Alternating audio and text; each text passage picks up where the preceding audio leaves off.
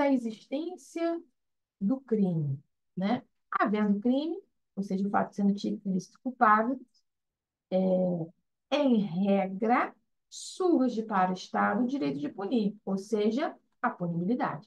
Só que nós temos exceções. Pode ser que haja crime, mas não tenha punibilidade, seja pela existência de escusas absolutórias, ou seja, por existência de causas distintivas da punibilidade, tá? Aí, seguindo o que nós temos na doutrina. Verificada a existência do crime, surge para o Estado o seu direito de punir, ou seja, verificada a existência do crime, surge para o Estado o seu direito de punir, ou seja, a punibilidade. O direito de aplicar a sanção penal prevista na norma penal incriminadora ao sujeito agente da infração penal. Aí é importante que, eu acredito que eu já tenha falado lá atrás, mas é sempre bom relembrar, né? Que lá no artigo 1º, lá no artigo 1º do Código Penal, que a gente começou o bootcamp falando dele, nós temos assim, não há crime sem lei anterior que o defina, nem pena sem prévia combinação legal. Então, não basta saber essa análise aqui, né?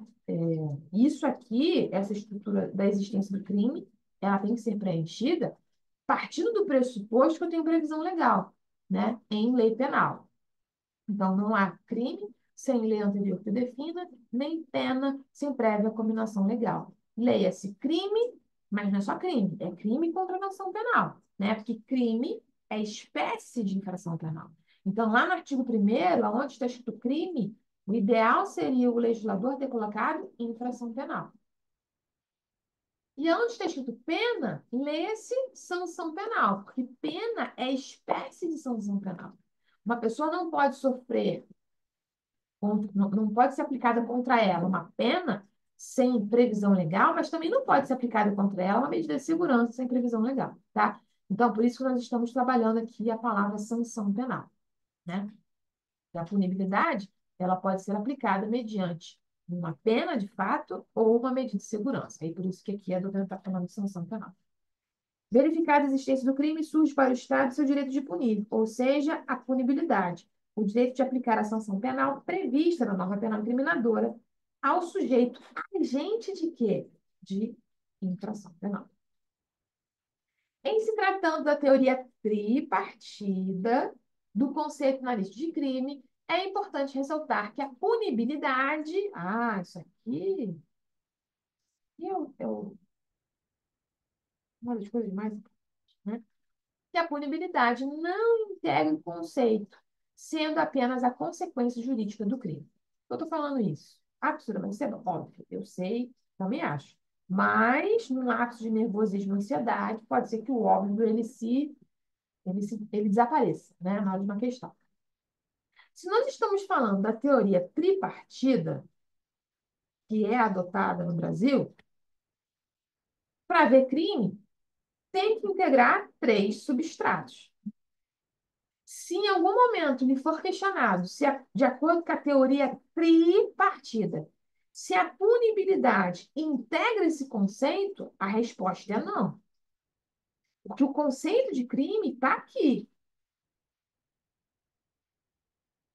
A punibilidade é o quê? É a consequência. Até porque, se a punibilidade integrasse o conceito de análise de crime, não seria teoria tripartida, seria quadripartite. Aí vamos lá, pausa.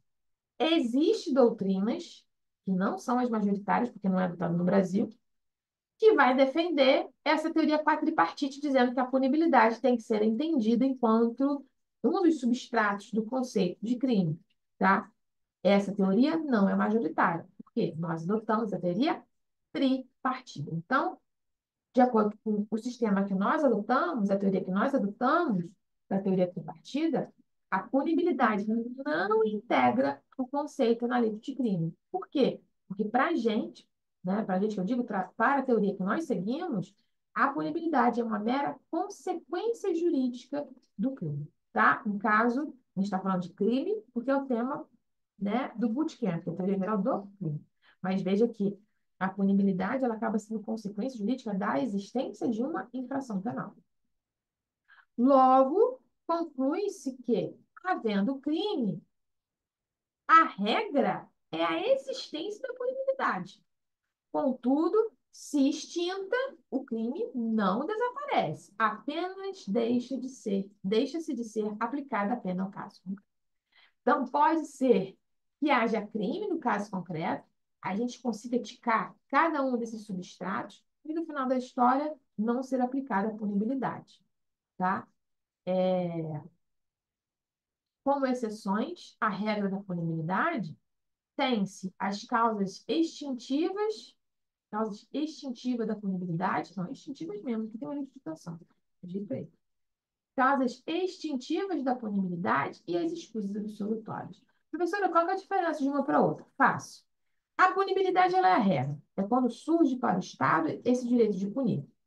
Quando nós estamos falando de causas extintivas da punibilidade, significa que a punibilidade ela surge no caso concreto, mas depois ela de... Opa, desaparece. Ou seja, surge para o Estado o direito de punir, mas depois ela desaparece. Seja porque o Estado perdeu o seu direito de punir, seja porque o Estado perdeu o seu direito de punir, seja porque ele abriu mão desse direito. E a gente vai ver algumas hipóteses aqui. Então, nas causas extintivas da punibilidade, a gente fala assim, ó, ih, fato é típico, é ilícito, é culpado. E, professora, crime. E agora? Opa, o Estado vai poder exercer o seu direito de punir. Surgiu a punibilidade. Ih, o Estado perdeu. Perdeu esse direito, deu mole.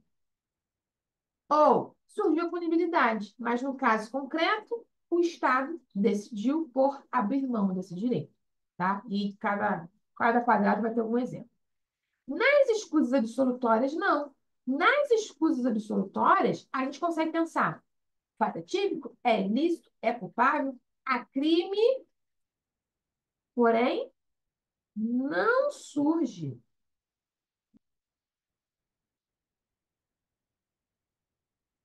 Não surge a punibilidade.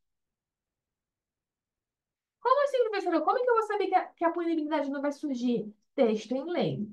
A lei vai te dizer as hipóteses onde o agente vai ser isento de pena em razão da própria lei trazer uma hipótese ou hipóteses de escusas absolutórias.